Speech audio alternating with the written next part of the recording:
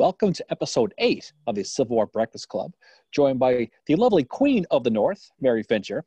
I am merely Darren Weeks, and Mary, it's already episode 8. Can you believe this is 8 already for us? I was just thinking that today. It seems like yesterday that we sat down to record our inaugural episode outside. And it's October already too. But yeah, I can't believe it's at episode 8. I was just thinking, wow, we're 2 episodes away from 10. Wow, again, the math skills already. We just started. I know, right? I graduated from the McCollin School of Math. There you go. And technically, if I did, then I would have had Pinkerton as one of my teachers, and he would have told me to inflate everything by 5%. Tell me about it. So really, we should be going on to episode 50. Welcome to episode 77 of the Civil War Breakfast Club. Anyway, you mentioned sitting outside. It's funny. It's cold and chilly, but I'm still outside. It looks like you've gone inside to your, you've gone into the stately Fincher Manor back there in Canada, and you seem to be, I guess it's too cold, huh?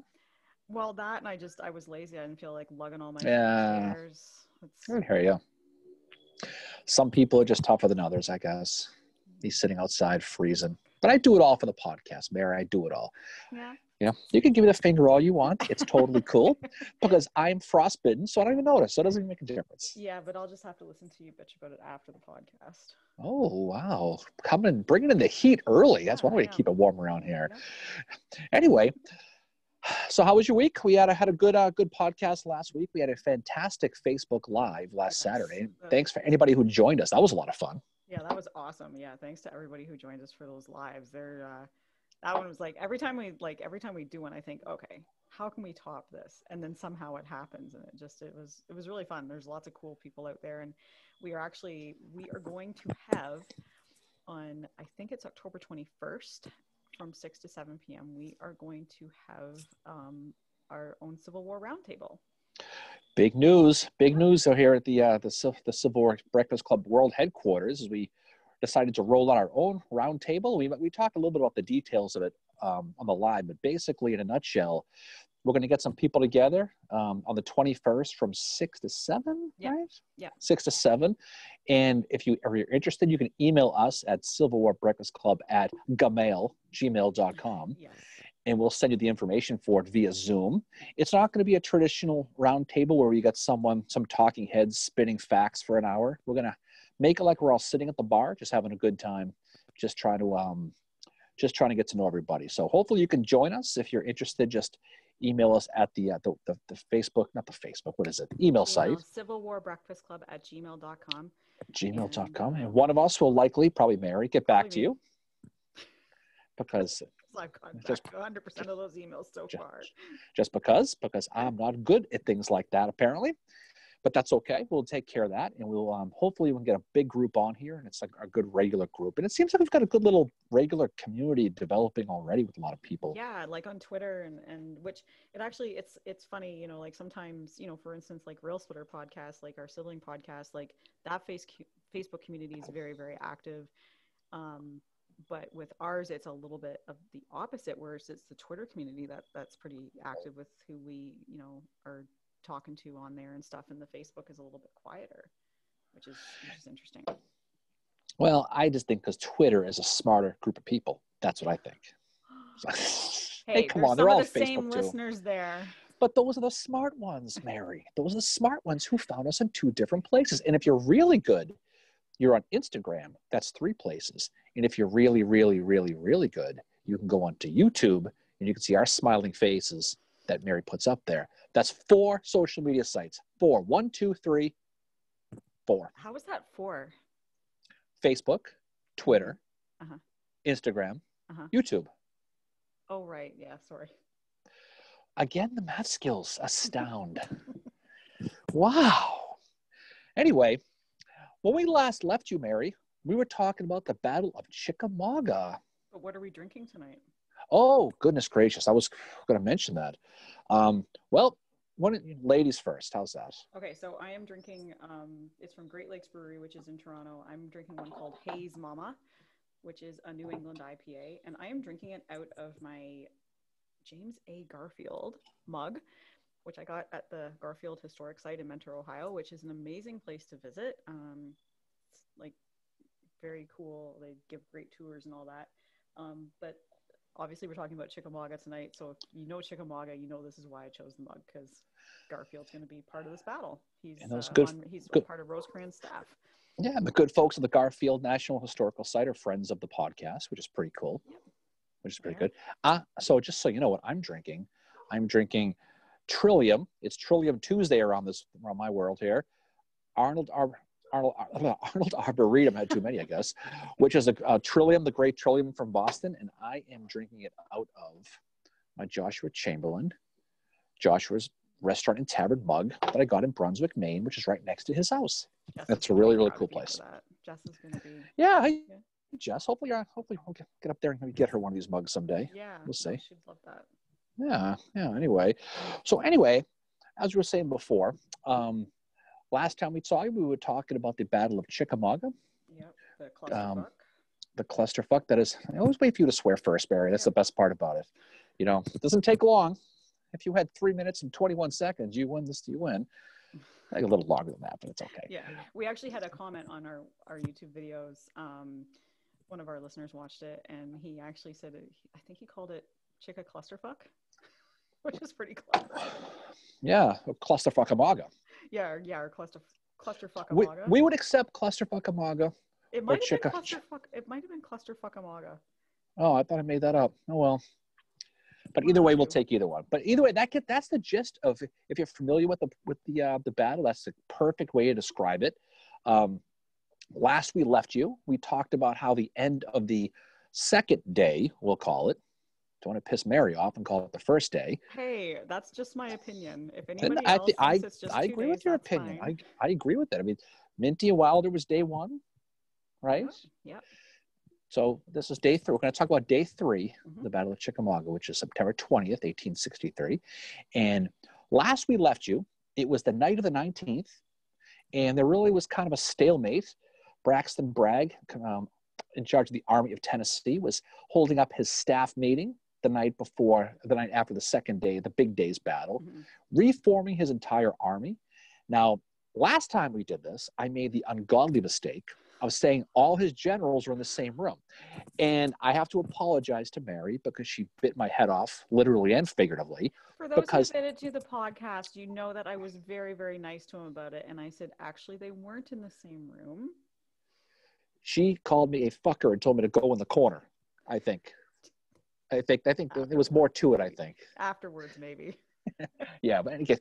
So anyway, we talked about how Bragg reformed his Army of Tennessee. And he changed some things around without telling people. And he had some highlights like D.H. Hill was apparently sleeping somewhere. Bumbling around. He was like, I posted the map of it on, I think it was like Sunday afternoon or something. And I was like, is this some drunken Confederate adventure? No. This is what's happening the night of September 19th when Bragg is holding his non-war council where he meets with Polk and Longstreet by his campfire, but he meets with them separately. And then he says to Polk, okay, you got to relay this to D.H. Hill. D.H. Hill never gets his orders to attack at 6:30 a.m. Yeah. And he's bumbling around in the dark, and he decides at like 3 o'clock, I'm just going to lay down and take a nap. And he gets back up. He still can't find Bragg. So then he makes his way over because he's oh God, what division is he? I know he's under Polk with the right wing. Left wing. Left wing, because Longstreet's the right wing. Yeah. So Polk under the left wing, and then it's actually Breckinridge who's supposed to be attacking first, who is under D.H. Hill, and that's no. I'm sorry. Polk commands the right wing. Is that what you said? Yes. Longstreet was the left wing. Yes. Okay. I don't know what it is, but I do. But I forgot we were said. I got spun around here. Too busy thinking about you yelling at me last time, I think. But basically, Bragg, he has to deal with all this. He's got 3 lieutenant generals on the field now. He's got James Longstreet, he's got Leonidas Polk, and he has D.H. Hill. He mixes everything up we talked about and really confuses the hell out of his army going into the next morning. And so this is pretty much where we left it off last time. So I think we'll start with the sun's rising. Yep. It's a bright red sun on the morning of the 20th. And the Confederates are planning to attack at 6:30 in the morning, but something doesn't go right, Mary. Well, something doesn't happen. Somebody wakes up in the morning and doesn't hear the guns. And that is Braxton Bragg. Yeah. And he's wondering why the F he's not hearing the guns, because he's like, what the fuck? I gave those orders to Polk and Longstreet. What's going on? So Bragg writes soon after he wakes up. With increasing anxiety and disappointment, I waited until after sunrise without hearing a gun, and at length dispatched a staff officer to find Polk. So he goes to find Polk to ascertain the cause of the delay. In other words, to ask Polk, what the fuck, dude? What are you doing? Like, why is there no guns? Mm-hmm. And Polk is all just, I don't know. I didn't find Hill. So Bragg's plan is completely derailed. The attack's going to start later. So Bragg will end up bitching to Polk, or bitching to his wife about Polk. And he'll say of him, he never gave his orders to anybody. He went to bed 2 miles in the rear of his troops, and at 8 the next morning, I found him sitting in a fucking long rocking chair in the porch, and he couldn't account for what happened. Sounds like an average Saturday morning in my house. And so Hill is eventually, so then Polk's got to go and find Hill. And he finds him eating Lucky Charms with Breckinridge and Patrick Claiborne. Having breakfast, and he's Lucky Charms. Lucky Charms is good though. I gotta admit, that's pretty good. Claiborne brought that. Oh, he did. Yeah, he totally brought it with him. He brought the Lucky Charms. Pour a little Jameson on there. Have a good morning. Yeah. When I have Lucky Charms in my house, I eat all the marshmallows and I leave all their pieces. Oh boy. But you know what though? It's funny because you hear these stories and how these things all kind of blend together. You hear breakfast, you think of Antietam, those guys who didn't get their breakfast from the first Texas. You think of waking up 3 hours not hearing the guns. You think of Lee at Gettysburg on day 2, on July 2nd, 1863. When I hear that they were attacking 3 hours late because they were having breakfast, I assume they were at the same Dunkin' Donuts I do and still friggin' in line at the drive-thru because that's how long that place takes. So that's probably exactly what happened. But the morning was bright, though. We were talking before about the red sun, and there's actually James Garfield has that quote about it. Mm-hmm. He wakes up that morning. James Garfield is Rosecrans' chief of staff. He looks up at the sun, and it's one of those big, bright red suns, those big, bright ones. He called it ominous and said, looked at the red sun, it says, it will be a day of blood. That was a quote that James Garfield said. Wow. And he was appropriate, because you know what it was? Yeah. It's a day of blood. It was. Oh, it absolutely was, yeah. But he knew there was going to be a battle that day, so that's kind of cheating, of course. Like you wake up tomorrow morning and say that and something happens. He knew there was going to be a freaking battle. But still, got to give him credit. He called it. Yep. Oh, he absolutely did. So then once they figure out what the F is going on, Claiborne and Breckinridge are told to attack. And Bragg envisioned this first series of attacks that would go, Darren, this is where you're going to have to help me with this. Left along the Union line? Is that so they're starting with Thomas? Which would be the right? He was going to hit the right of the Confederate line, hitting the left of the Union line. He was going to do. George Thomas wanted Negley to extend his division to the left, but they hadn't moved yet. We'll talk about Negley here in a little bit. We'll talk about Wood and some other movements that didn't really happen. Mm-hmm. But what they were hoping to do was Breckinridge division was hoping to, he overlapped Thomas's left. Just imagine, some overlapping something. That's what he was doing. He's overlapping Breckinridge. So he's got guys from Alabama. He's got guys from Louisiana. He's got guys from Georgia, because Georgia's apparently always there. He's going to hit him with basically 3 brigades. He's got Daniel Thomas. He's got Marcellus, Stovall, and Benjamin Helm he's got. Mm-hmm. So what he's going to do is he's going to try to hit first thing in the morning, first daylight, the left of the Union line with George Thomas, because Bragg is thinking, I can hit that line. He thinks it's weak. He wants to get between Chattanooga to the north and the Union Army, which is south into the west. So that's what his goal ultimately probably was. He never really says it, but that seems to be what it was. But it just doesn't take off that way because they get that late start. Yeah. It just, his plan's completely derailed, but as we're going to see, it's going to kind of work out in his favor, sort of. So the one man you mentioned, Benjamin Hardin Helm, is fighting here. Mm-hmm. And he is actually the brother-in-law of Abraham Lincoln. Helm is married to Mary Lincoln's half-sister, Emily. and he's actually going to be wounded here. There's a monument for him. It's actually, I think it's right near the visitor center at Chickamauga. I've been there before to see it. And he's mortally wounded. Yeah, he's wounded. He will die the next day on the 21st.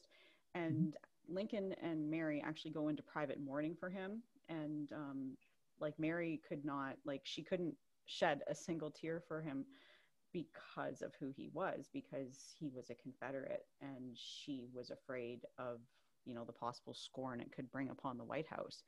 But a few months later, Emily, the widow, actually does come to Washington secretly, but it gets found out, and it actually causes a little bit of a scandal for Lincoln. So Helm is going to be one of the more famous of the generals that is killed here at this battle. He's going to be one of 8 brigadier generals killed at Chickamauga, which is a high number for such a relatively short battle. The battle, I mean, it basically kind of goes right down just like we basically said. So, basically Union is basically going to try to hold until Negley arrives, because these guys are going to hit. They're going to hit on the left side pretty early, about 9:30 in the morning is where they really, really start. They're going to start with Adams' brigade, Daniel Adams. He's going to hit them at the site of the modern visitor center it is now. It was a place called the McDonald's House, which is probably where they were having the breakfast, if I think about it now. And probably got an Egg McMuffin while they were there, having the breakfast. And so he's going to hit basically at that point. And then Stovall is going to burst through a gap in Beatty's line. The Union guy named John Beatty, who's is basically toward right on the north side of the Union line. So it's basically going to be the beginning of an entire mess. Stovall is going to break that line. He's going to take possession of that Chattanooga Lafayette Road. He's going to actually get behind Stovall. Oh, Stovall. I thought you said Stonewall. Stonewall's everywhere, Mary. He's dead. I said Stovall. Okay. Got Stonewall Jackson on the brain. You must have had some lemons today. You got stuck in a tree today, Mary? I did, actually. Oh, that's why you're thinking of Stonewall. So I will say Stovall. Okay. He's going to actually get behind the line, behind the Union troops at Kelly Field for a little bit of time, but kind of a pattern that's going to repeat itself over and over and over again. They're going to burst through, but they're not going to have the support, and they're going to have to fall back. It happens over and over and over again on the Confederate side in this day's battle. I think you put it perfectly when we were talking this morning about this. This is like a bar fight that just goes from room to room to room, because you have them on Dyer Field, Kelly Field, and it just goes all along. And and I was thinking about that all day. It literally is like a bar fight, room to room to room. Yeah, just think of like the movie Blazing Saddles, where there's a bar fight. It spills into the next scene. It spills into the next scene. And so, Stovall, I'm going to say that's slow now. Give you a mental complex there. Stovall finally, he's going to get behind. But like we said, he's not going to be able to hold it. So you're going to get Union reinforcements are going to arrive at Kelly Field. Vanderveen's brigade is going to drive them back with a bayonet charge. So once again, here we see the bayonets again. We don't know if Chamberlain's going to claim credit for that one too, but we'll see. I know, I'm sorry. I shouldn't do that. I have the mug and everything today. I shouldn't make fun of Josh. Be careful when you're moving around, because I can hear it on your mic too. Oh, shit. Okay. Don't worry. I'm going to sit still. I have microphone problems again. I'm going to make a pill for that, I think. When you do that, that's when I hear it. Okay, so I'll just not move then. I'll just have to sit here and I'll stay in the corner and, you're fine. It's just... I will sit here just like this and not move. Anyway, so basically, Vanderveen's going to push them back. And now you're going to have Daniel Adams' brigade again is going to get hit by troops that are going to be in the woods along that Lafayette Road. Adams, another guy who's going to get wounded, he's going to get captured by Timothy Smith's brigade, who's part of Negley's division. So the Rebs again get temporarily pushed back. So it's kind of like that old Paul Abdul song, 2 steps forward, 1 step back. Yeah, it's the same as the first day. There's this constant. Why don't you try singing that right now? That'd be a perfect way to do it. I don't know it. That's why. I'm going to make you sing on this one of these days. Oh, I wish I was in the land of... Whoa! Wow. Okay. No. that's big news right there. You thought about it, but I think as the beginning of this battle goes, you're going to see the rebels, they're going to basically start with trying to repel back. They're going to get pushed back. It's going to go back and forth. And it's going to be kind of the whole thing in a nutshell. You mentioned Benjamin Hardenhelm, Kentuckian. He's going to get wounded, mortally wounded. He's going to die. And that's kind of how it's going to be as it goes on and on and on. I mean, if you want to imagine the Battle of Chickamauga, just imagine that scene in the Anchorman when they're all fighting. Yeah. When Steve Carell has the hand grenade, he comes running out with a trident. Yep. That's kind of what it is. You've got the news crew, you've got the Spanish TV station showing up, and you've got the sports TV station showing up. It's one after the other after the other. And the Union, to their defense, is what they're going to do is they're going to eventually set up breastworks that are going to try to hold them off. And you're going to see more of that later on. Because they're going to realize pretty quickly that these rebel attacks they're very uncoordinated. Well, yeah, and they're that way partly because of the terrain, and then partly just because there's miscommunication. This battle is all about miscommunication, but there's miscommunication going on with Bragg and his subordinates, as well as there's miscommunication going on between Rosecrans and his subordinates. Like Thomas all morning is saying to Rosecrans, I need more reinforcements. So then Rosecrans, he's sending them, but he's doing it like he did the day before. It's piecemeal. He's breaking up divisions, and that has very little regard for the integrity of a battle line. And this is exactly what is going to cost the Union the battle, is this battle line integrity, because he takes, foreshadowing, there's going to be a division size hole created. A mile gap? Yeah. The breakthrough. That's going to be something, right? But you know what, though? It's almost like who screws up the least is going to win. This battle always reminded me of day one at Gettysburg, where the Confederates did everything wrong and they still won. Yep. The Union did everything right for the most part, and they lost. And this is kind of similar because, except for the one order, right? Well, but basically even the really good commanders in this battle, especially on the Confederate side, had their moments. After Breckinridge, his attack fails, he gets knocked back. Next coming along is going to be D.H. Hill, is going to be Patrick Cleburne, your boy Cleburne. Yeah, he struggles at this battle too. He must have too many Lucky Charms, So he's going to attack right after Breckinridge begins. And I think he can agree, or you can agree. He probably doesn't care because he's been gone a while. Yeah. But he was the best infantry commander in the Army of Tennessee, I believe. Yeah, I think it's pretty simple to say. But he's going to screw up because he's going to attack, but he's going to attack on a front that's way too wide. I mean, I think Breckinridge was getting pushed back, so there was no real support. So when he goes in, he's basically taken his 3 brigades. He's going to go against 4 whole posted divisions that are behind breastworks. So ain't gonna turn out too well for him. But it could have also been because the terrain, they weren't able to see a lot. As well. Like he's going to be further back from his troops as well, probably kind of watching them. And that was the one thing, like all the smoke from the rifles and just the way the terrain was, undulations. Whoa, you did it. So I'll just say Massachusetts correctly. Someone backed me up on Twitter and said it could also be rolling hills. It's undulations, okay? We're trying to be a high-class podcast, Mary, so it's undulations. Well, you got me as part of it, so that's out the door. Well.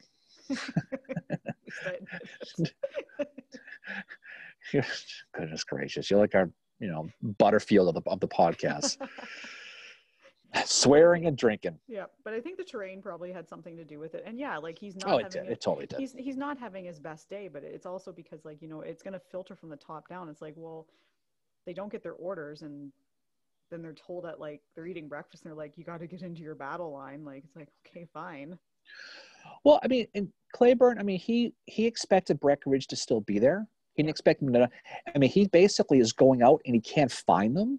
So one of his brigade commanders, a guy named Lucius Polk, who was the nephew of Leonidas Polk. He's one of the brigade commanders under Cleburne. Yeah. He's commanding the right wing of Cleburne's division. He's supposed to find Breckinridge's left.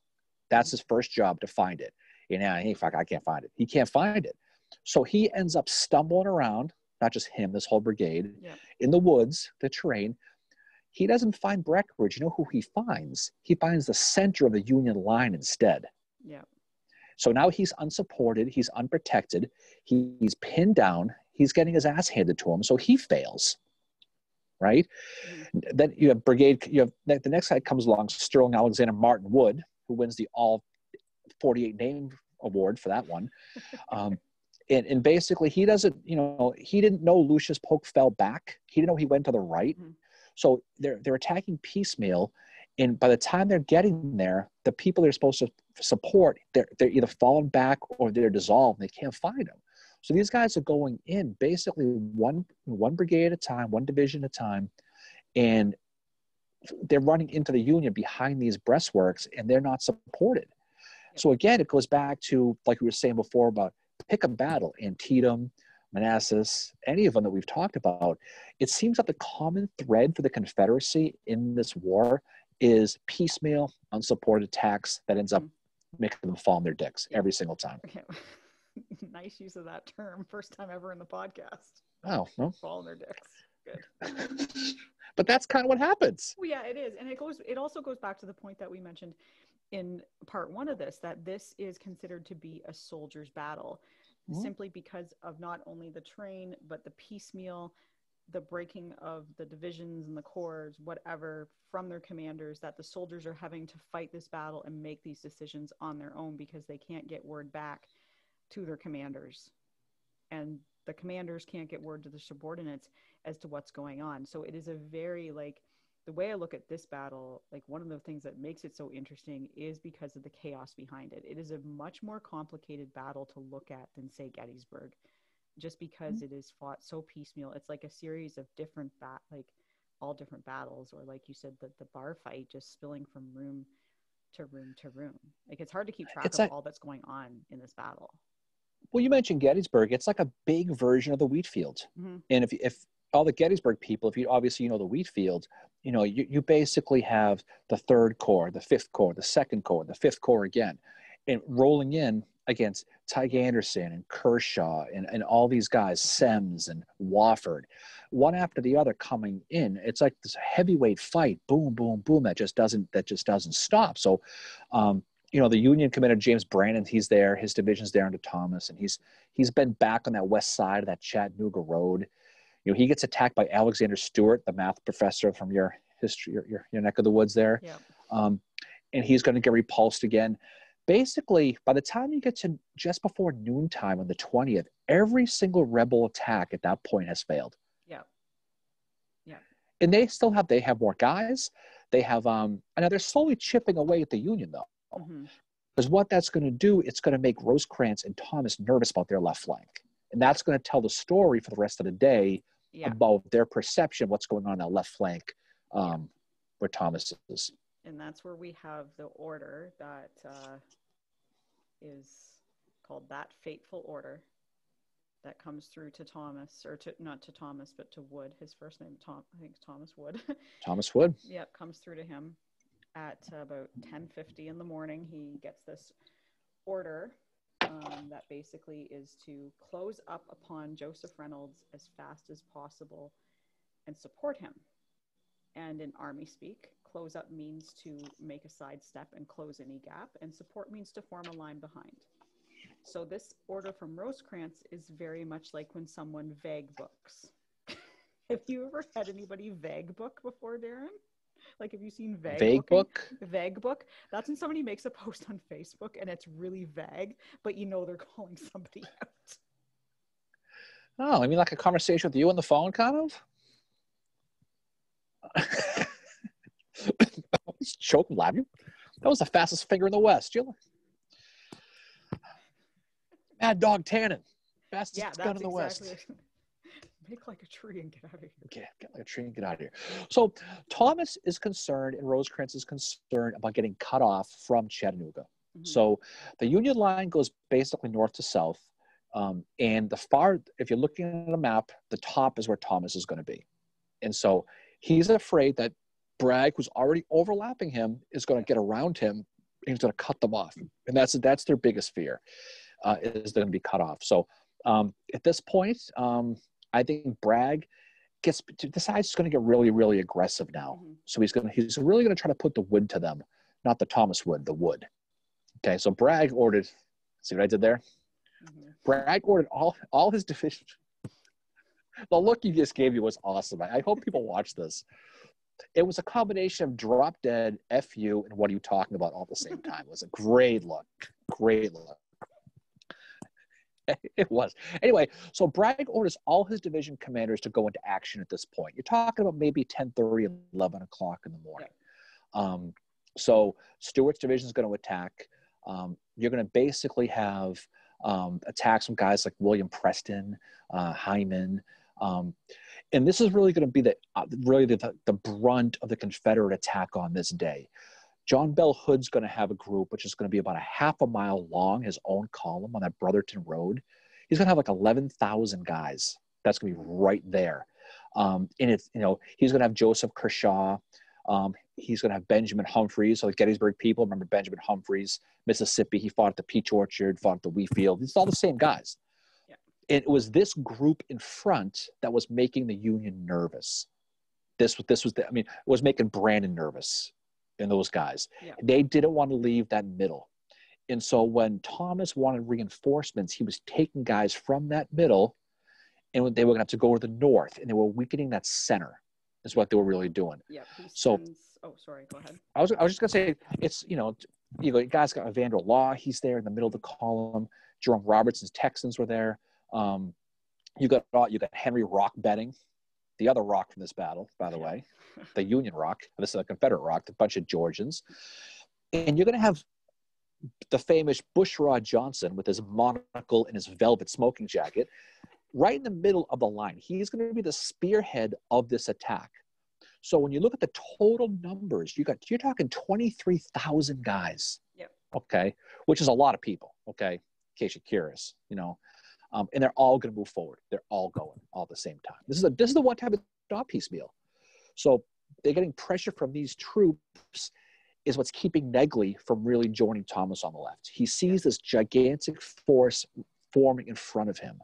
So he's getting reports, hey, you got to get your ass up here to support Thomas. He's like, I got about 23,000 freaking guys here. I don't think I should probably be going.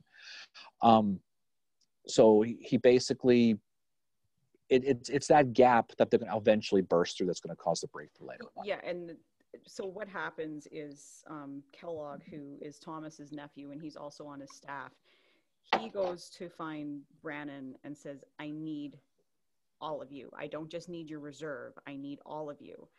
So Brannon takes him over to Joseph Reynolds, and they talk. And at the time, Brannon and Reynolds agree, yes, we can spare that. And Reynolds just said, I'm really concerned, though, that this is going to weaken my right flank. So you need to go talk to Rosecrans about this and let him know this is what's happening.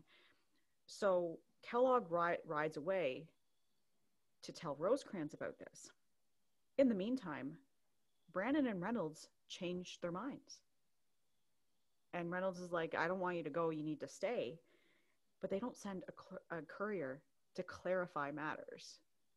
So this gets the ball rolling on that fateful order that Wood is going to get soon. Mm-hmm. So Kellogg arrives at Rosecrans' headquarters, assuming Brannon will be moving. And that's when the order is written. And it's not written by Garfield. Garfield is normally the one to write these orders. He's busy writing other orders. So mm-hmm. Rosecrans dictates it to another man on his staff. And it's believed that order may have been misinterpreted, and it was written incorrectly. And Rosecrans does not read the order before it leaves his headquarters. And the other thing that happens in this breakdown of communication is Wood is fighting under Crittenden in the Corps. I can't remember the Corps number. I just know that the Corps commander is Crittenden. It's 21. The 21st Corps. Or XXI. If you want. If you're feeling kind of especially Roman tonight. XXI. X sounds better. XXI Corps. Normally it would go to the Corps commander to see what was going on, and then from mm-hmm. there it would go on to Wood. No, it just goes to Wood, and Wood gets it, and he's probably like, what the fuck? And Wood is like this close to being court-martialed because he'd already been apparently, and this is another thing, like this is a bit of a, like, could be a myth about the Battle of Chickamauga, but apparently Wood had been dressed down by Rosecrans for some reason earlier in the day, and Wood was not about to have that happen again and risk getting court-martialed for something. So he's like, whatever the fuck, I'm going to obey this order. So he goes to talk to McCook of the 20th Corps. He's the commander of that. And there's a bit of a conversation that goes on between them, and Wood is just like, okay, I'm going to move. Yeah, basically, it reminds me, you know what it reminds me of a little bit? It reminds me of that story on July 2nd at Gettysburg when Lee gave McLaws the order directly and bypassed Longstreet, according to Longstreet. And so Rosecrans, for whatever reason, gives the order directly to Thomas Wood, bypasses Crittenden, just like you said. Now you got poor Wood. He doesn't know what the friggin' hell's going on. McCook says, dude, you better follow the fucking order. You just just follow the goddamn order. And so now Wood's going to start to move out. So now McCook is going to have to find soldiers to replace him. And while that big mass disaster is going on, so while McCook is looking for soldiers to replace that, fill that hole that Wood just vacated, it's that very moment that Longstreet attacks. Yeah, that Longstreet is like, oh, look, the barn door's wide open. Let's go fucking crash that party. I mean, you could not. I mean, if you're Rosecrans, or not Rosecrans, but specifically, but if you're a guy like McCook, you got to be saying, you got to be shitting me. This is a bad order from the beginning. He has to follow it. But that very moment, he's gone. I'm finally starting to get people to come back. There's John Bell Hood. There's 11,000 Texans and Alabamans and Arkansans and everybody else is going to come right through. Yep. And it's going to be complete mayhem. I mean, it's just you couldn't make it any better. You really, really couldn't. It's like, it's sad, but it kind of unfolds like a Monty Python sketch in my head. It's like how, like, I can just imagine Wood showing up and Brandon and Reynolds are there and they're probably like, what the fuck are you doing here? So is McCook singing, always look on the bright side of life. Do-do. So, oh wait, but that's perfect though, because it's Hood and he's basically the Black Knight, right? Ooh. Making fun of the people with one arm. Look at you go. Ouch. He lost an arm and a Lego. And a Lego, yeah, exactly. Thank you, Jen, for that one. Yeah, if you're following our Facebook Live, you know, the whole Lego fiasco and the Lego versus Mago controversy at Gettysburg. So Longstreet's left wing, which is still newly organized, it's still a new army. Yep. He's going to attack with 3 divisions, 8 brigades, and 5 lines, 11,000 strong on a 700-yard front, aimed at the exact point. I'm slapping my hand to make it more effectual. The exact point Wood is pulling out a line. The exact point. That's going to be really fun to edit the podcast. That's what's going on, though. If that's what's happening for the Union. So this is the point now the Confederates, maybe they're smelling blood. They finally have the upper hand, and they're going to burst right through, and it's going to turn into basically in 1 hour, the Union line is going to be a fluid mess. What's the phrase? It's going to be a clusterfuck. It's going to be a clusterfuck. Like basically what happens is Rosecrans is sitting at his headquarters, and all of a sudden he looks over to the woods and he sees all these like blue troops coming towards him, and he's probably thinking, these guys are going the wrong way. What's happening? And then all of a sudden it's just this sea of gray. And that's when Rosecrans has to evacuate the dance floor and go back to Chattanooga. He's going to take off. You got Bushrad with the that's his sunglasses alter ego, Bushrad. Bushrod Johnson's going to push forward. He's going to go and push to Dyer's Field. You're going to see Evander Law is going to attack Brandon at Poe Field. Again, these Union lines crumble. Brandon's line is going to fall apart. This is all taking place right on the doorstep of Rosecrans' headquarters. Yeah. He's going to personally try to rally the troops himself, but I don't know what the hell he's going to say. Finally, he's going to call it a day. He's going to leave. He's going to say, Rosecrans is going to go whoop whoop. We're up the dance floor. He's going to McCook, Crittenden, come with me. We got the limousine out back. Let's get the hell out of here. Let's blow this. So they're all Bushrad actually has a really good account of this. Bushrad's really, really doing good. So you're gonna, right off the bat, you're going to see Rosecrans is going to be heading to Chattanooga. McCook's going to be gone. Crittenden's going to be gone, and it's like a mass exodus, leaving the battlefield, and then you've got there's these stories where you got these guys like Major John Mendenhall. He's going to have about 30 guns up on the ridge trying to hold them off with cannon, but he's got no infantry support, and he's going to try to do that. Now you got Polk, who's going to start attacking Thomas to the north, so it's spreading up there. The bar fights head north now. Yeah, and Thomas has no idea what's going on. But Bushrod Johnson's account of what happens, like to have a Confederate account of how this all goes down is pretty cool. He said, "Our lines now emerged from the forest into open ground of long open fields over which the enemy were retreating under cover of several batteries. The scene now presented was unspeakably grand. The resolute and impetuous charge, the rush of our heavy columns sweeping out from the shadow and gloom of the forest into the open fields flooded with sunlight, the glitter of arms, an onward dash of artillery and mounted men, the retreat of the foe, the shouts of their hosts of our enemy, the dust, the smoke, the noise of firearms and grape shot and of bursting shell made up a scene of unsurpassed grandeur." So he's just he's very much a poet as he's writing. Can imagine Bushrod saying this, wearing his monocle, wearing his smoking jacket, sitting on a big leather chair surrounded by leather books, furniture made of rich mahogany. Yeah, he's telling the grandkids the story. The funny thing about Bushrod is he's a northerner too. He's born in Ohio. Born in Ohio. Nothing good comes out of Ohio. Oh, that's true. Well, Lytle does. Well, that's true. But, Grant, it's a different. Okay, fine. You're right, Mary. But again,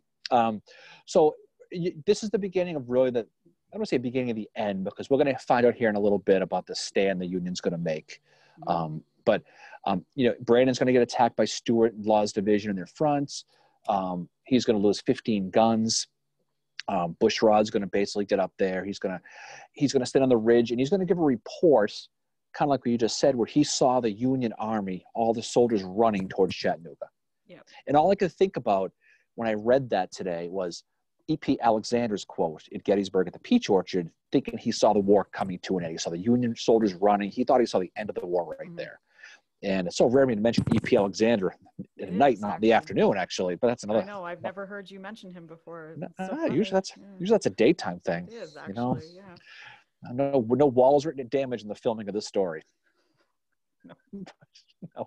But basically, it was probably, if you could arguably say that it's the most effective Confederate charge in the entire Civil War.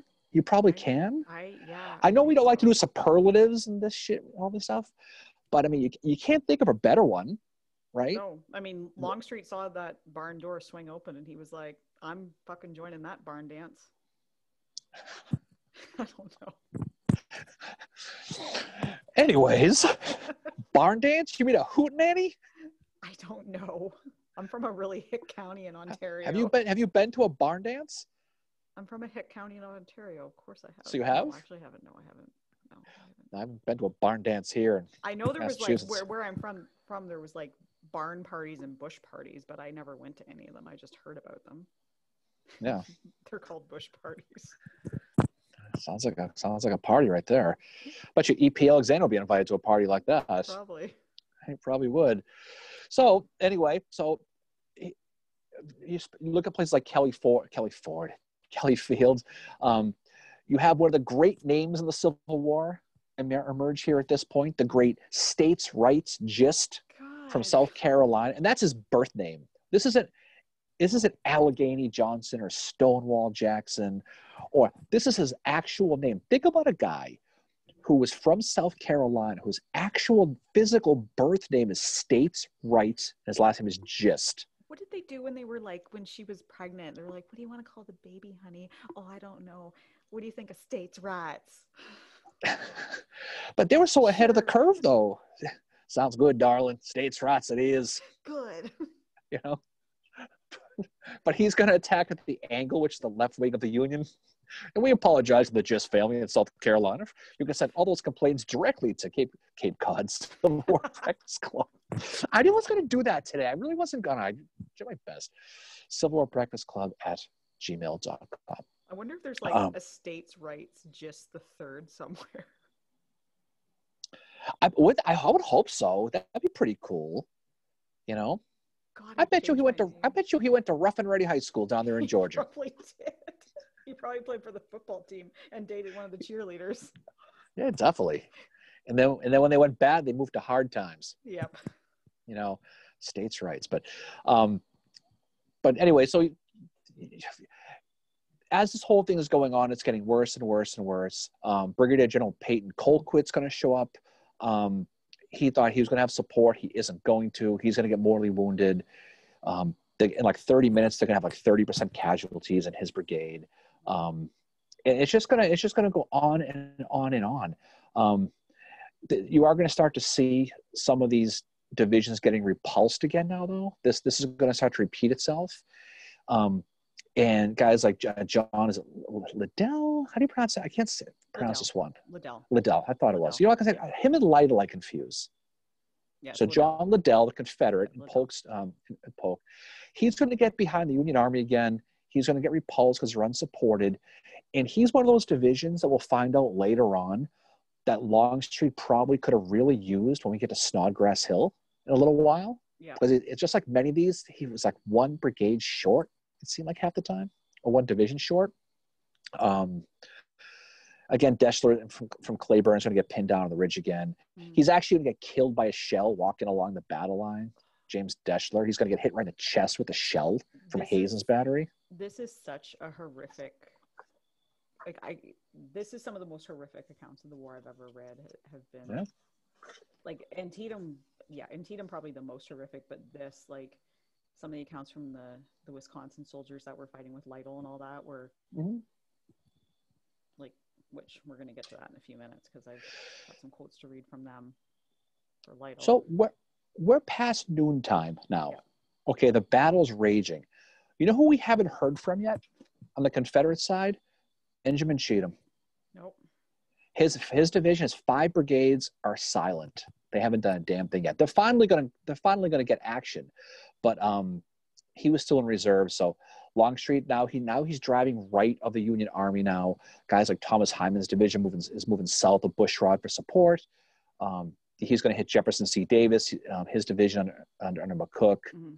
And then basically this whole thing is happening basically while the Confederates are hitting these Union guys while they're on the move. They're all trying to fill in that gap again.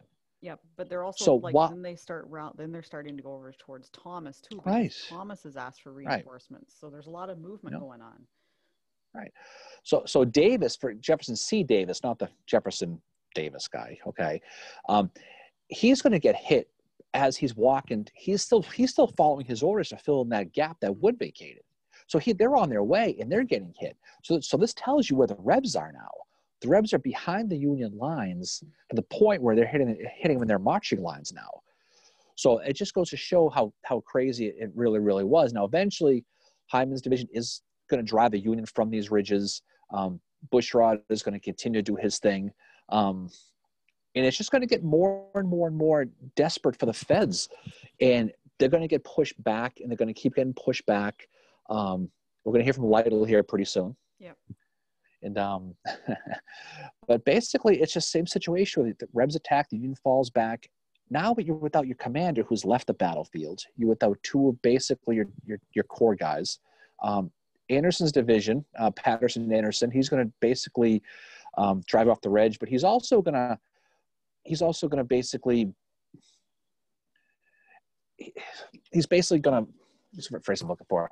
He drove Phil Sheridan, drives Sheridan's division marching as well. They're going to reinforce Thomas, so they're pushing them along too. So you can just see what a big mess it is. Yeah, it is. It's literally just like a bar fight. Like you described it perfectly that way. Like I know this battle. Yeah, I thought so. This battle is one of the more, for me anyway, it's very complicated. I mean, battles are complicated for me anyway because I have a tough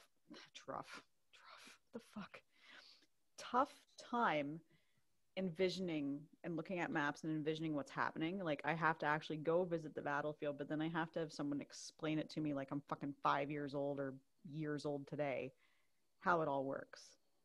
And it's finally starting to like really click with me, some of these battles, like finally. But going to Chickamauga is really, really helpful. That too, and you can like you can see the terrain and what they were fighting in, and you realize like why it was so difficult for them fighting in that terrain. Now, there is going to be, as this big mass exodus. I can't talk now either. You threw me off there. Yep.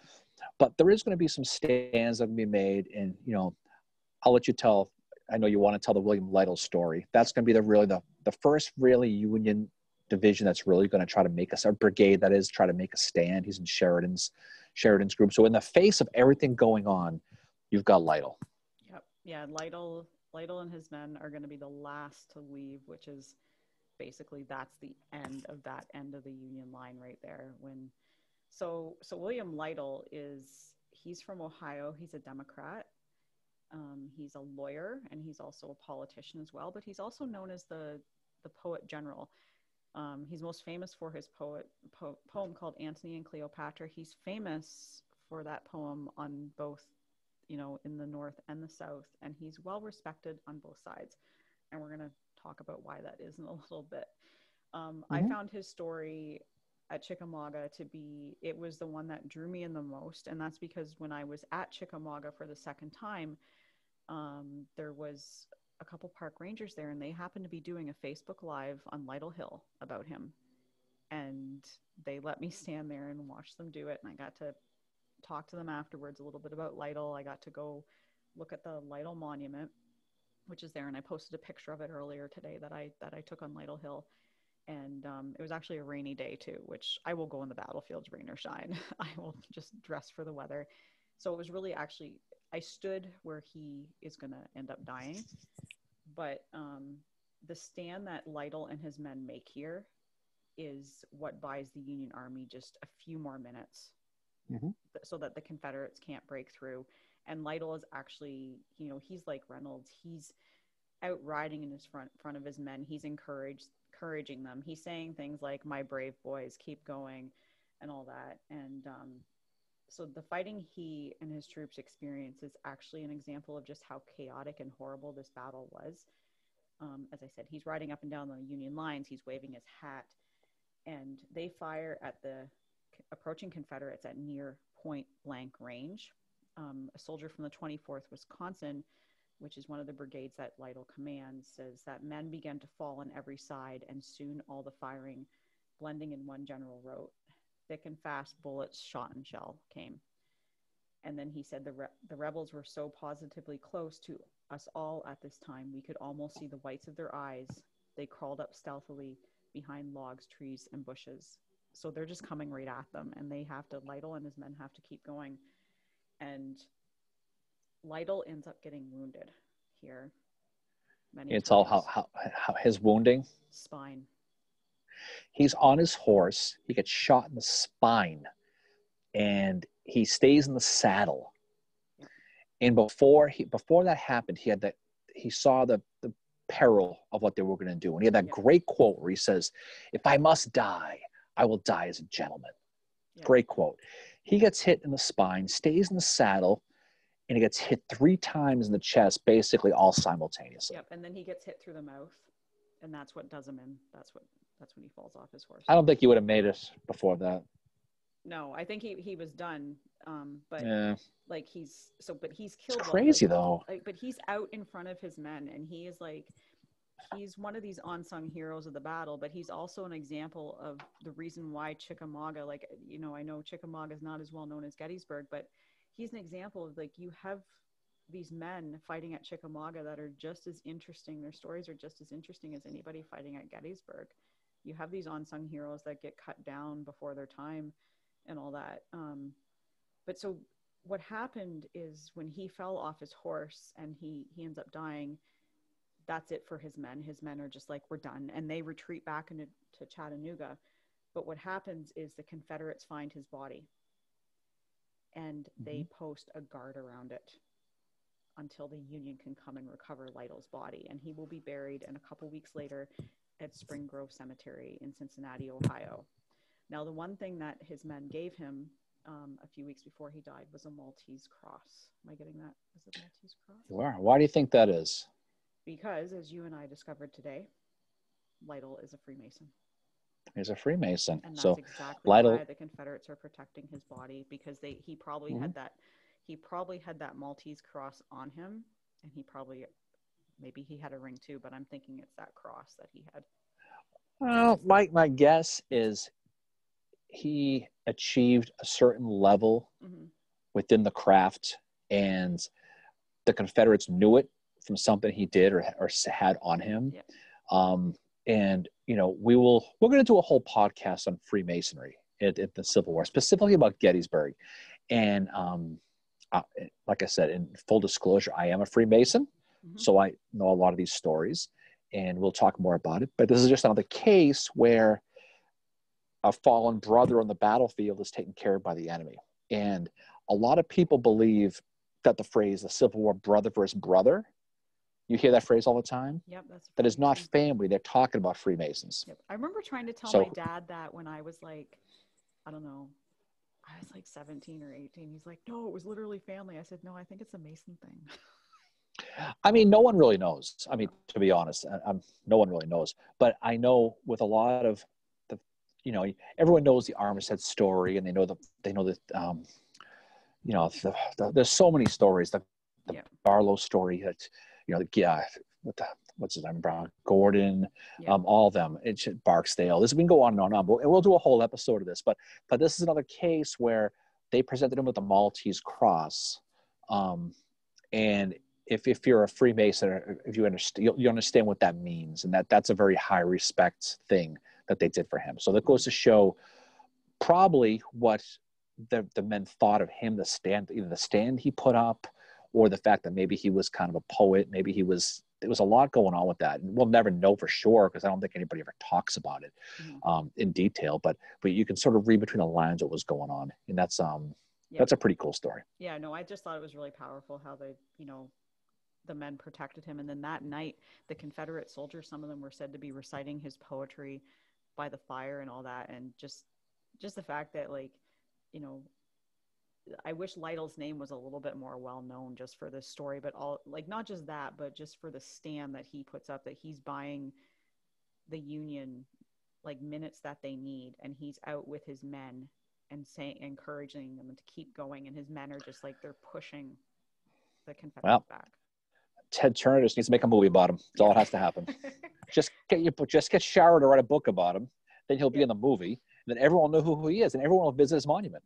Yep. Like when I visited Gettysburg back in the day before when the movie was whatever, it was all woods back there. Now you got this big paved road going to the 20th Monument, and it's everyone's Chamberlain, and he deserves it. Don't get me wrong, but I think the popular mainstream isn't going to know who William Lytle is. No. But it's a great story, and his story is really no different than that of Joshua Chamberlain, or so many of either Chamberlain or David Ireland, or Colonel Colville, or Charles Tilden. And there's so many guys you can go with right down the line.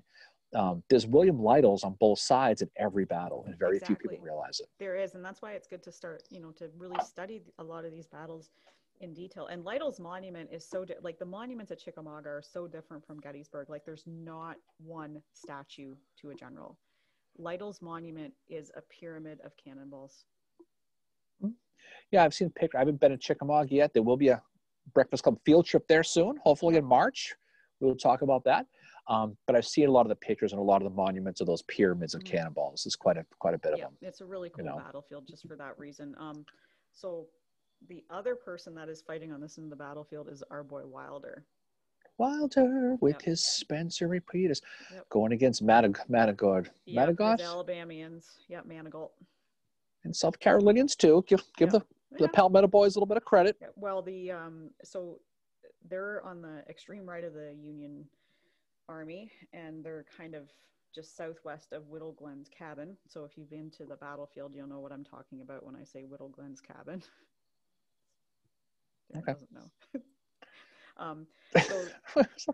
But the account from this one Alabama guy. I'm just gonna go stand on the corner Yeah, you do that. Sorry. I'm trying to orient myself on the battlefield here. We'll tell that story in the Facebook Live. Yeah, we will, about the standing. Different audience. Yes. So when Wilder's men opened fire, one of the Alabamians said that they opened upon us with a continuous sheet of fire. We had no time to pause for the thought of dread or danger. We were in the very jaws of the monster. We could not retreat. Never before had I, nor since have I seen such a terrible execution in so short a time. It was more than mortal never could bear. So it's because they're using their Spencers on these guys. But then Wilder, one of the more able men on the battlefield, Charles Dana, shows up and he's like, you need to take me back to Chattanooga. Wilder's got to fucking take him back. Well, he's like, I got to take the plane. I got to go back to Vicksburg because I'm supposed to be watching U.S. Grants, and then I got to get back to Washington. Charles Dana got everywhere. But again, another situation where you sit there and go, yeah, you did a great job, but you got to take me back. My mom needs me. I need to ride back home, you know? And so they do fall back. Longstreet, is basically going to call for reinforcements from Preston. Preston's going to come back up and really drive Wilder back, and he's going to end up taking off as well. And then now it gets later in the afternoon. You're going to see guys like Sheridan leaving, Jefferson C. Davis's division. They're all going to start leaving, and so basically it's almost like one after the other, and it's like the last man out shut off the lights. Awesome. Something fell out of the tree and landed on my deck, and it's kind of slightly startled me. Is Butler fucking around? The Rosewoods clown coming to get me. Butler, by the way, is Darren's cat, our floofy brigade commander. Yes. I don't think he's outside, though. No, he's inside, probably sleeping somewhere. But so they're going to be gone. Thomas Hindman's going to be basically captured. He's going to be, now it's probably mid-afternoon. It's probably 2, 3 o'clock. You're going to see Hindman capture like 1,100 guys, a bunch of guns down by the Bloody Pond. And then they're going to move up to help support Bushrod Johnson. This is kind of really where the rubber kind of hits the road as we hit the north part of the battlefield. Yeah, as we hit late in the afternoon. This is where we were heading into Thomas's last stand. Well, not his last stand, but Thomas's stand. He's been told by Rosecrans to take command of the battlefield. So he has to consolidate the scattered Union troops in a line along Snodgrass Hill and Horseshoe Ridge. And this line, I think it extends for about a mile long. It starts at what would be the visitor center and extends all the way up to Snodgrass Hill. Old McDonald's place. Yes. Yeah. So from the McDonald's all the way up to Snodgrass Hill, which we are going to hike when we're there, actually, because that's something I've always wanted to do, is hike that line. Okay. Right. So this is a defensive position, and he has been told that he needs to hold it, but then he's got to retreat back to Rossville Gap and put up a defensive position there. So Longstreet is there, and so is Claiborne. Those are the Confederates that are there. And they are going to throw 25 separate assaults at Thomas and these Union troops. 25. I've also read 26, but I live in the fear of getting proven wrong by Mary. So we're going to go with 25. Nobody fucking knows. All I saw was 20. But before we go into the S word, okay? Yeah.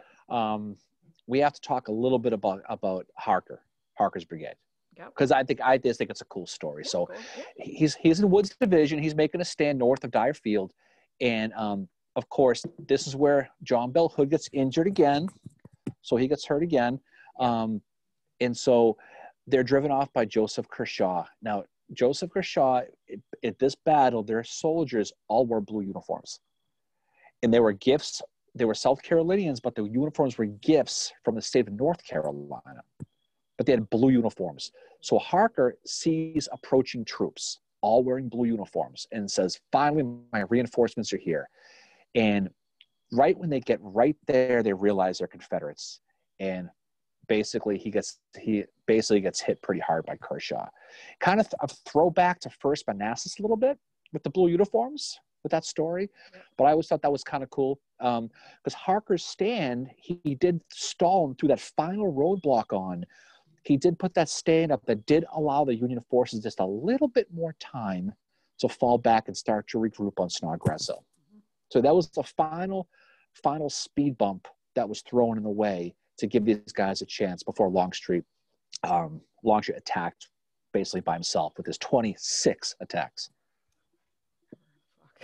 We don't know. It might have been 5.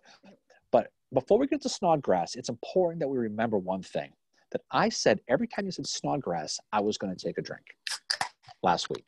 Remember? Yep. Yeah, you told everybody to do that too. So this is the part of the show where it's going to be 10 o'clock in the morning, 9 o'clock in the morning. You're listening to this. Every time Mary says Snodgrass, you've got to take a drink because she's going to say it about 100 times here in the next 4 minutes. Snodgrass, Snodgrass, Snodgrass, Snodgrass, Snodgrass. See, now you're just being over the top now. But no, unnecessary. But I digress. So, ladies and gentlemen, Mary Fincher is going to tell you all about Longstreet's attack without polk on Snodgrass Hill. Well, so this is where Thomas is going to earn his nickname, the Rock of Chickamauga, which is given to him by James Garfield, just because of the stand that Thomas makes there. So the one thing that I've been to Snodgrass Hill, every time I go to Chickamauga, I go there a couple times. It's kind of like my little round top. Like Little Round Top's my favorite to go to at Gettysburg, but Snodgrass Hill, it's a lot like that. It's a very powerful place to go. So when I was there with, actually I was there with my friend Jessica, who I know she's a listener. She's a good friend of ours. She's a very, very talented artist who lives in Atlanta, Georgia. Jessica is just an awesome human being. Yeah, she is. She's amazing. That's what she is. Definitely one of my soul sisters, and we had such a great time together. So we went to Snodgrass Hill, and we actually went off the beaten path, and we went down to one of the places that Longstreet would have been making his assaults. And to stand there in the tree, like it was trees. So I can imagine being a Confederate soldier and charging up that and just getting shot at. Like, no, I have to ask, because I have not been there like you have. Yeah. Is that what the terrain looked like when you were there at the battle? Because I know a lot of places like Antietam and Gettysburg, they had a lot of animals on the field that shoot at a lot of the underbrush. So, like, for example, if you look at the Rosewoods now, or places like that, it doesn't, the tree lines are about the same, but the density, or like Herbst Woods, for example, the density is not it looked more like a picnic ground. Yeah. So do you know, and maybe you don't, I hate to put you on the spot with this, but do you know okay. if those places were that, where there are animals on the field? Because I know George Washington Snodgrass was the guy who owned that property. Yeah. And he stayed on that house until bullets started hitting his house. He's like, pack it up, roll them up, like vacation, well, the area that we were would have been forested, I think. Okay. I was going to ask you that off the air, but it popped into my head, so I was just curious. I'm not 100% sure. Like, I know there's a monument down there. I think it's to a North Carolina brigade or regiment. It's a beautiful area, the battlefield. Like, the whole area is just gorgeous to sit at, especially sunset. And just there's a lot of Ohio monuments up there too. That's where one of the, I think it was one of the brigades that actually Sherman's brother formed, John Sherman. I think it was the. Okay. Were they the ones was that the 9th who charged? I don't think down the hill. So I just. No, and how I can't remember. As you can tell, we thoroughly rehearsed these. This is something like if it was he and I off air, I'd be like, yes, it's this one, and now I'm like, shit, am I getting? No, you'd say, right? No, fucker, it was the 9th Ohio. So the one thing that helps these guys out is Negley's 21st Ohio shows up here, and they're armed with Colt revolving rifles, which can fire, I think, 5 shots at once. Mm-hmm. So they're there to help out as well. But Thomas manages to just keep repulsing these charges, and then he finally says, okay, we got to start. And one by one, they start retreating back into Chattanooga and falling back towards Rossville Gap. And there's 3 regiments that were left behind: the 22nd Michigan, the 89th Ohio, and the 21st Ohio. And they're left behind without sufficient ammunition, and they're ordered to use their bayonets. And they will hold that position, which basically helps save the Union again, until Preston's division surrounds them and they're forced to surrender. Mm-hmm. That I hear that story. It reminds me so much of Charles Tilden at the 16th Maine at Gettysburg. So much reminds me so much of that. Except I think those three regiments you mentioned, I think kind of got lost, or they didn't get the message. Whereas the 16th Maine was told, you got to, sorry, you know, you suck. You're gonna have to stay here. You can't leave. You help mask the retreat. But there's a lot of other regiments. When you think of Snodgrass, you got to think of the 82nd Indiana. Yep. You got to think of Morton Hunter, who basically made that stand. They were the first to arrive in those 9th Ohio's, those Germans from Vanderveer's brigade and Brandon's division, where they basically charged down the hill. Where you going? No, we're going. There was so many individual stories of regimental, I guess, heroism, I guess, if that's the phrase. Yeah, at this stand. Like, it's an amazing, right. And Thomas is having to ride up and down this line, just encouraging them to stay and to hold the line, because if they break and the Confederates get on the Lafayette Road, it could be dangerous. Yep. I'm just trying to find that monument on my phone, actually, because I know. Oh, okay. It is the 64th Ohio Infantry, organized by John Sherman. Okay. 3rd Brigade, 1st Division, 21st Army. But as this attack's going on, as vicious as it was, it does cast a light again on Bragg's incompetence with this, though, because Longstreet has to go by himself, and he wants Polk to support him. But Bragg tells him basically, I forget the phrase he used, but it was like basically, Polk's men have no more fight left in them today, or something like that. Yep. And so Longstreet has to do it all by himself. And then you got stories where guys like Benjamin Humphreys, his Mississippians, didn't attack because he said there was no artillery support. If we can't get artillery, we can't attack. And somehow Longstreet says, okay, don't worry about it, stay back then. And so there's all kinds of little things that you see this and you go, what the hell? That just doesn't seem to make any sense. Kershaw does attack again, but since Humphrey wasn't there, Kershaw doesn't realize there's that mile gap that's taking place between Kelly Field and Snodgrass Hill that they could take advantage of and burst right through, but there's no one there to basically tell him there's this opening here. So it's just little things that's what gets you, these little things. I mean, again, we've said this a billion times. We'll say it a billion more. We've had 58 years to digest this stuff. This stuff's happening in real time. There's smoke on the battlefield. There's a million things going on. But you look at how many opportunities now the rebels did ultimately win this battle. Yeah. But there was they won it by about that much. They really did. Well, yeah, but I mean, Thomas doing this, he is such a true hero for doing this. Like, basically being told by Rosecrans, hey, dude, I'm back and like I had to fucking evacuate the dance floor and I'm heading back to Chattanooga. Can you just take control of things and slowly retreat back to Rossville Gap? Can you do that for me? And he just does it. Like, yeah. And that's why, like, to me, my opinion is like, yeah, my favorite general is Oliver Otis Howard, but to me, the most talented man the Union Army had was General George Henry Thomas. Yeah, he probably was. And, he's a guy who, almost reminds me a little bit of Birdseye McPherson a little bit for some reason. Yeah. Maybe because they look a little bit alike and they're in the West. And I think they both had potential. Obviously, John Thomas lived a lot longer than McPherson did. Only by 5 years. He dies in, I think, 1869. Yeah, right around there.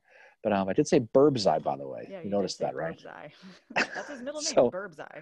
Birdseye, James Birdseye McPherson. But again, the Union got a lot of help too, though, because this is, Thomas is thinking, he looks up and there's that old story how I saw dust on the horizon, so I know there were troops. Yeah. And he's like, fuck, this is the last thing I need is troops from the north coming down now, and now I'm going to be surrounded and screwed. Turns out it's General Granger's reserves who show up, and they basically show up with like 7,500 guys and like 80,000 rounds of ammunition. And they've got all this stuff to really support them. And it basically allows them to basically help solidify that line for the time being. There's that story where one of his division commanders, a guy named James Stedman. We talked about this morning too, where his soldiers were like, I don't think I want to be doing this. So he literally is throwing rocks at him, throwing rocks at his own soldiers to get them in line. And then finally, he grabs the freaking colors and says, "Follow me." And he's carrying the colors. Wow. I mean, this is the division commander. This isn't some slapdick colonel.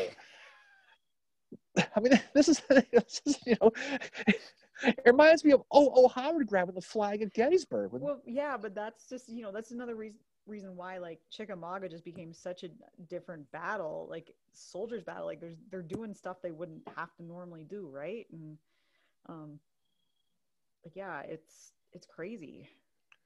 There's some really cool stories in this that a lot of people don't know because it's not as studied as Gettysburg. I mean, I'm not discounting Gettysburg. Gettysburg is one of my favorite battles to study too. It's like my favorite place on earth, but Chickamauga is it's worth picking up a book and reading about.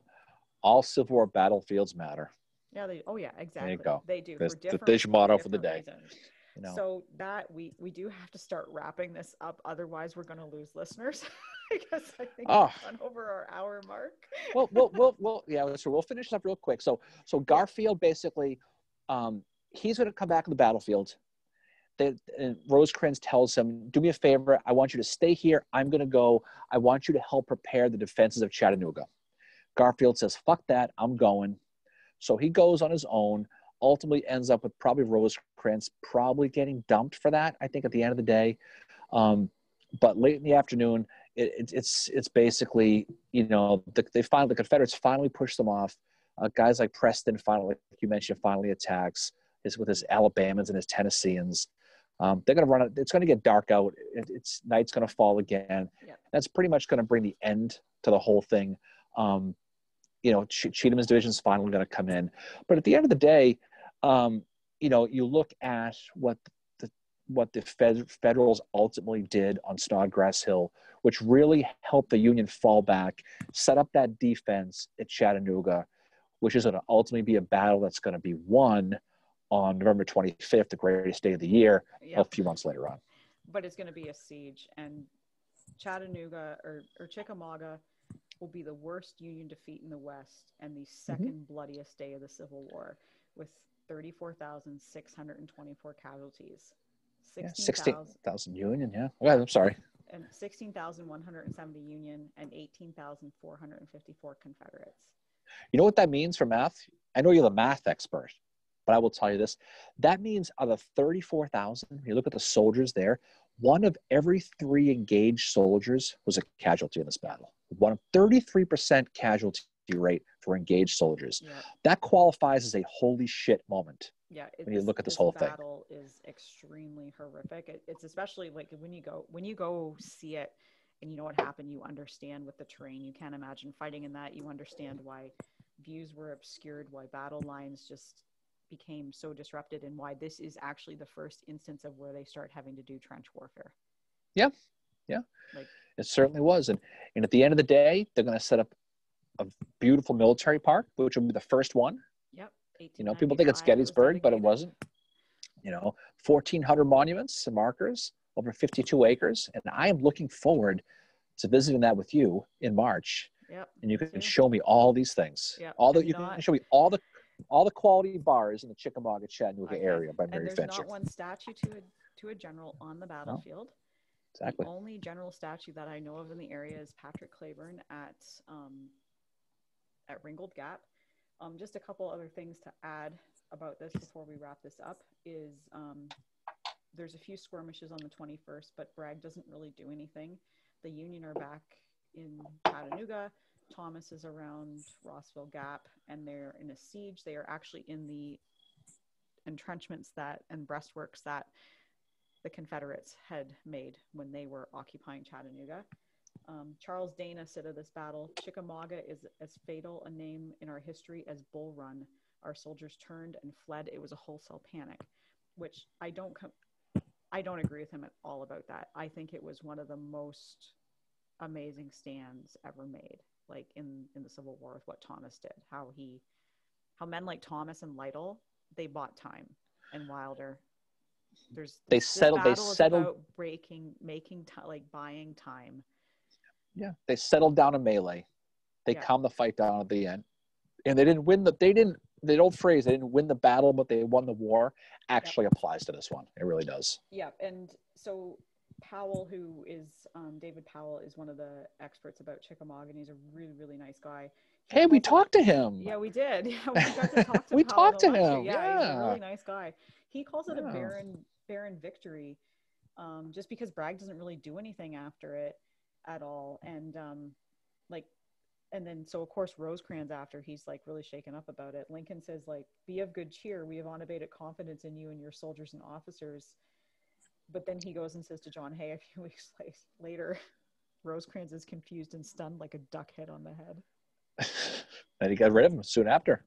But the most important thing to take away from this battle is, even though it's the worst Union defeat in the West, that the Army of the Cumberland, so the Union, is holding Chattanooga, which was the strategic object of Bragg's campaign against them.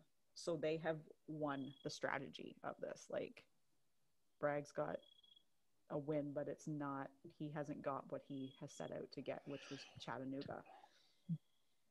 Yeah, Rosecrans was his white whale, though. He had so much trouble with Rosecrans up to that point, and he finally beat him. I'm sure he must have been excited to finally beat him. It didn't last long, but I'm sure there was some pleasure in that, and God knows what was going on in Bragg's situation. We know Rosecrans never slept, and that fucked with his head the whole time. Yeah. And who knows what was going on with Bragg. I still think having those 3 lieutenant generals looking over his shoulder had a lot to do with Bragg. I think he was afraid to make a mistake. This was at the time when he's starting to get really, like, there's a lot of drama that goes on between this. So where we are going to leave you guys is with this, that the Union is in a strong defensive position in Chattanooga. Bragg's troops are extended in a line from Lookout Mountain to Missionary Ridge, which is their extreme left. And actually, Missionary Ridge is where Patrick Cleburne is going to be for the next little while. And they are putting Rosecrans and Chattanooga under siege.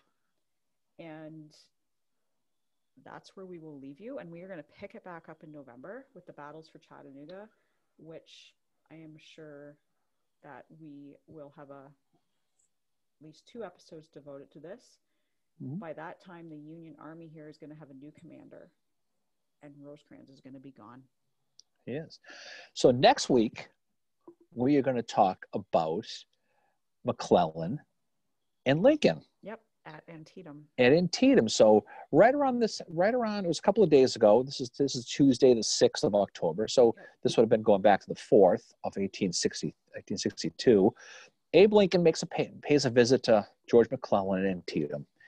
And it's going to end up McClellan being eventually replaced. But we are going to have some fun with that. There might even be some text messages talked about. We'll see. We'll see what's going on in our imaginations. But we were going to talk specifically about the McClellan-Lincoln situation at Antietam. So we're going to take it back east. We're going to leave the west side. We're going to go back to the east side. And we're going to have some fun with that next week. Yep. Just as a reminder, we are going to have our Facebook Live at 10 o'clock in the morning on Saturday. On paper, we'll talk about this, but in reality, we know we're not gonna. No. It'll go off the rail like it always does. We might talk about the battle for the Legos in the West. That's a very important, the Magos, But again, just a reminder, some real housekeeping things. We are going to be doing that Civil War Breakfast Club Roundtable on the 21st of October. That's going to be at 6 p.m. So if you are interested in doing that, all we're going to do is we're going to bring a bunch of people in, and we're just going to shoot the shit about the Civil War. Yeah. We want everyone to participate. This is not going to be a lecture. We just want to hang out, have a couple of beers, talk about your Civil War experiences, the fun you've had with it, and we're going to start to do that. So that's pretty much what we're going to do. Sounds like a good time, don't you think? I think so, yeah. So, yeah, if you want to sign up for that roundtable, or you have any questions about it, or if you have episode ideas, just send us an email at civilwarbreakfastclub@gmail.com, and it'll probably be me getting back to you because Darren's a bastard and doesn't check the email account. Wow. You know what? That's fair. That's fair. I'll go with bastard. I like bastard. That's pretty close. Better than tattoo diva bitch. Fucker. Oh, God. So mean. So mean to me. So mean. Be punished. Stupid. So stupid. Anyway, so Mary, we'll look forward to talking to you next time. and we'll have fun with that. So as always, a pleasure. So again, thank you for watching. Thank you for listening. Thank you for doing whatever the hell you're doing. Glad you pay attention to us for this little hour we do and have a fun with us and get to share a little bit of your time with us. So any final words, Mayor? Oh, thank you for everybody who interacts with us on Twitter, Instagram, Facebook, email. We really appreciate it. We really appreciate your support. And Darren, you rocked this episode tonight for sure. Oh, come on. I am just a sidecar. Anytime you talk about Chickamauga, it's like watching a kid talk about Christmas and Santa Claus. So I'm just happy to be a member of the team watching you do your thing, because you 18-bit again, Mary. No doubt about it. Well, so did you. So. No, I'll do our best we can. You know, anyway, we look forward to talking to you soon. Thanks, everybody, and we look forward to talking to you next time. See ya. Peace out. Bye.